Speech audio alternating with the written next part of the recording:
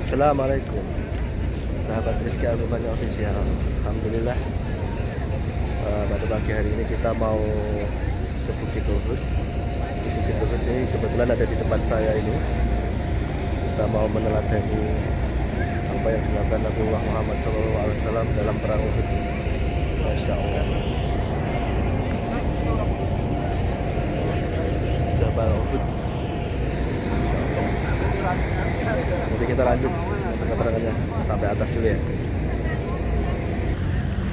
Nah, ini di depan saya nih.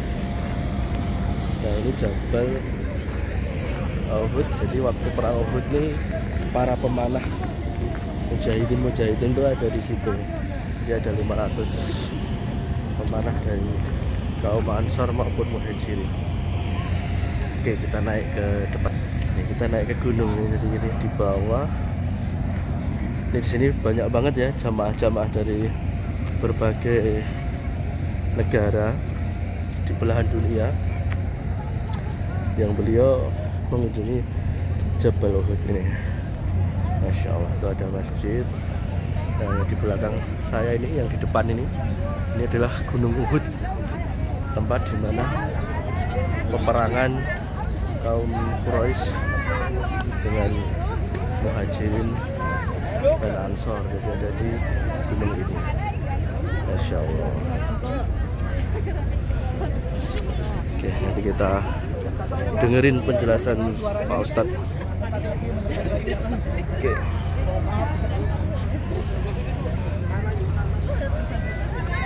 Baik, bismillahirrahmanirrahim. Assalamualaikum warahmatullahi wabarakatuh. Waalaikumsalam warahmatullahi wabarakatuh. Alhamdulillah, jemaah sekalian rahmati Allah Subhanahu wa taala.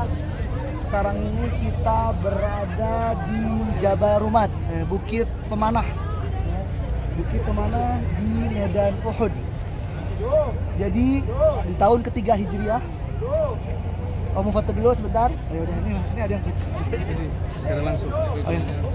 Kita berada di Medan Uhud pada tanggal 3 pada bulan Syawal tahun Hijriah. Tahun 3 Hijriah, kaum muslimin dan kaum musyrikin Quraisy melakukan sebuah kaum musyrikin menyerang kota Madinah dan kaum mukminin menunggu kedatangan mereka di Jabal Uhud ini. Nah, bagaimana proses peperangan yang terjadi? Jadi kaum muslimin datang dari arah sana, ya, dari kota Madinah Al-Munawwarah. Kemudian musyrikin kota Makkah itu jalan menuju Madinah ada lewat sebelah sana. Dari sebelah. Kaum muslimin posisi di mana? Di sini, di bawah ini. Menunggu. Tenda-tenda posko-posko peperangannya di sebelah sini, di masjid ini. Di sini posko-posko tenda-tenda peperangan kaum muslimin. Kaum muslimin di sini menunggu musyrikin datang dari sana dan terjadilah peperangan di Medan. Tapi bisa kebayang tadi strategi Rasul Shallallahu Alaihi Wasallam. Pertama, Rasul memerintahkan 50 orang pemanah yang dipimpin oleh seorang sahabat bernama Abdullah bin Jubair untuk berada di atas bukit ini. Namanya Jabal Rumat atau di pada peperangan ini Jabal Ainan. Apa kata Rasul SAW? Ya, menang atau kalah jangan turun. Bahkan seandainya kalian melihat jasad-jasad kami sudah digigiti atau dipatuki oleh burung-burung gagak, jangan pernah turun. Itu kata Rasul SAW. Maka datanglah kaum musyrikin dari arah sana. Dan Rasul SAW pun telah berpikir yang luar biasa. Saat itu waktu duha seperti ini, waktu duha, matahari sedang terbit dan membuat mereka apa? Silau. Jadi ini semua strategi dilakukan oleh Rasul dengan matang. Jadi Rasul termasuk seorang yang berikhtiarnya luar biasa. Musyawarah dulu di sana, sampai sini strateginya dijalankan. Semua butuh ikhtiar. Maka pertama silau, kedua apalagi yang mereka susah untuk menembus pasukan kaum muslimin adalah pasukan pemanah. Setiap kali mereka maju datang selalu terkena anak panah. Maka pasukan berkuda yang dipimpin oleh Khalid bin Walid tidak berani untuk masuk ke sini. Dari sayap kanan mereka menunggu saja di sebelah sana, sayap kanannya. Karena kalau kuda mereka kan hewan tunggangan yang mahal saat ini. Kalau kudanya kena habis selesai. Pasukan berkuda tidak akan bisa melakukan apapun itu. Maka menunggu. Yang maju adalah pasukan yang tidak berkuda. Setiap kali datang terkena anak panah. Maka yang sampai di sini pun tidak terlalu banyak. So, anggap aja sniper lah, maju kena lagi. Yang bisa tembus paling beberapa dan mudah untuk dikalahkan oleh kaum muslimin. Jadi posisinya luar biasa. Bisa kebayang dulu pas Rasul musyawarah, kita keluar apa dalam? Keluar. Rasul bisa tahu kita mau di mana. Itu keluar kecerdasan Rasul Shallallahu Alaihi Wasallam. Maka di awal akhirnya kaum musyrikin dipukul mundur oleh kaum muslimin dengan strategi yang luar biasa yang dijalankan oleh Rasul Shallallahu Alaihi Wasallam. Tetapi ketika musyrikin Quraisy dipukul mundur, banyak harta rampasan ghanimah yang tertinggal. Harta rampasan itu bayangannya apa? Emas, cincin, kalung, enggak dong. Tapi alat-alat perang, bahkan kita lihat alat perang sekarang pun lebih mahal daripada perhiasan-perhiasan. Maka mereka pun mulai mengambilkan ghanimah yang ada. Di atas 50 orang pemanah tergiur, kita tahu itu tergiur.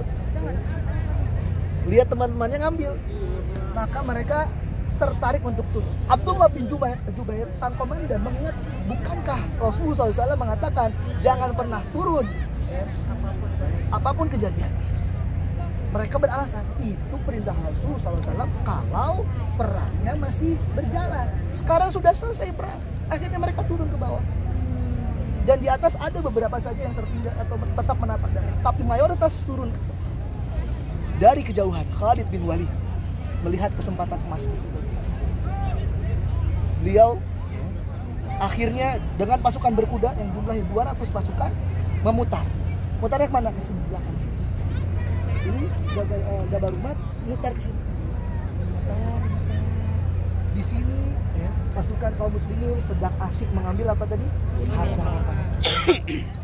Kebayang tidak dalam persiapan, ya, tidak siap untuk perang, tidak siap untuk diserang, ya, tiba-tiba dari belakang pasukan berkuda.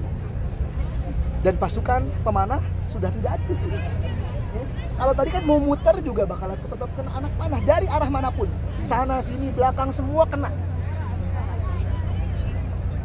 Akhirnya pasukan kaum muslimin banyak yang meninggal dunia. Saat itu pun Rasulullah SAW sampai giginya apa? Patah. Berdarah-darah Rasulullah SAW. Para sahabat pun banyak yang mengelilingi Rasulullah SAW. Dikisahkan ada seorang sahabat bernama Talhah bin Ubaidillah. Beliau dikatakan oleh Rasulullah SAW, "Idza turidu antara syahidan yamshi." Ya, kalau kalian ingin melihat seorang syahid yang masih hidup, masih berjalan, lihatlah siapa? Talhah. Karena kenapa beliau dibilang syahid yang masih berjalan, masih hidup? Karena selama peperangan, ketika ada serangan balik, Talhah lah yang paling berada di depan Rasulullah SAW. Ya, apa ada tebasan, pokoknya banyak sekali luka-luka yang diterima oleh Talhah bin Ubaidillah. Syahidun yamshi. Maka Rasulullah SAW pun dan para sahabat banyak akhirnya menyelamatkan diri ke Jabal. Di sebelah sana, yang kalau melihat sana rumah paling belakang ada apa sih namanya? Ya, atas itu warna putih, rumahnya warna putih-putihnya. Nah belakangnya itu ada sebuah gua yang dimana Rasul dan para sahabat akhirnya menyelamatkan diri dari daerah sana. Jadi mundur ke belakang. Dan dari peperangan ini 70 sahabat mulia meninggal dunia. Pertama syahid. Yang pertama siapa? Hamzah bin Abdul Muttalib, dibunuh oleh seorang sahabat juga sebenarnya yang akhirnya masuk dalam Islam bernama Wahsy, budak dari Hindun. Balas dendam karena ayahnya sebelum perang Badar dibunuh oleh Hamzah bin Abdul Muttalib. Kemudian ada Mus'ab bin Umair. Mus'ab bin Umair adalah sahabat yang diminta oleh Rasul untuk memegang bendera. Beliau pun meninggal di medan Uhud. Bahkan banyak yang mengira ketika Mus'ab bin Umair terbunuh, mereka telah membunuh Rasul karena wajahnya sangat mirip dengan Rasul Shallallahu Alaihi Wasallam. Mus'ab bin Umair. Dan banyak sahabat yang lain, ada Amr bin Jamuh, Handalah, sahabat-sahabat yang lainnya meninggal di medan Uhud. Memang terlihat kalah akhirnya, gara-gara tidak taat pada Rasul Shallallahu Alaihi Wasallam. Tapi setelah peperangan, hampir semua peperangan dimenangkan oleh kaum muslim. Karena mereka tahu kunci. Apa itu kunci mana? Taat kepada Allah, taat kepada Rasul Shallallahu Alaihi Wasallam.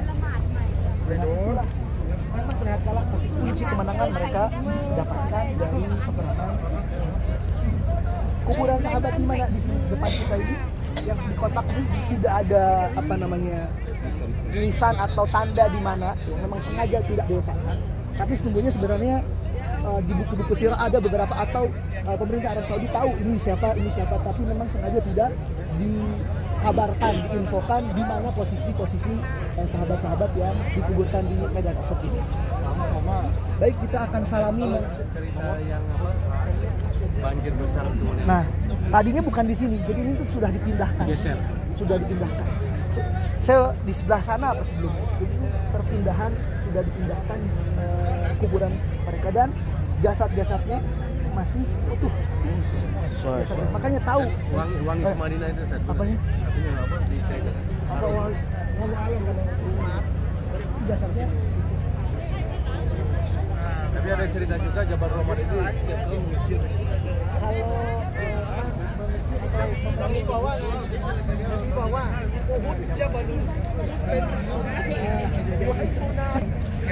Alhamdulillah, itu tadi dari Ustadz Abdullah Nasir sedikit cerita tentang Jabal Uhud, bagaimana peperangan itu terjadi antara kaum mukminin dan muhajirin Ansor dengan kaum musyrikin. Oke, sampai sini dulu ya video Rizky Abdullah Official. Semoga kalian tetap teguh dalam pendirian dan tetap memegang teguh agama Allah Subhanahu wa Ta'ala. Assalamualaikum warahmatullahi wabarakatuh.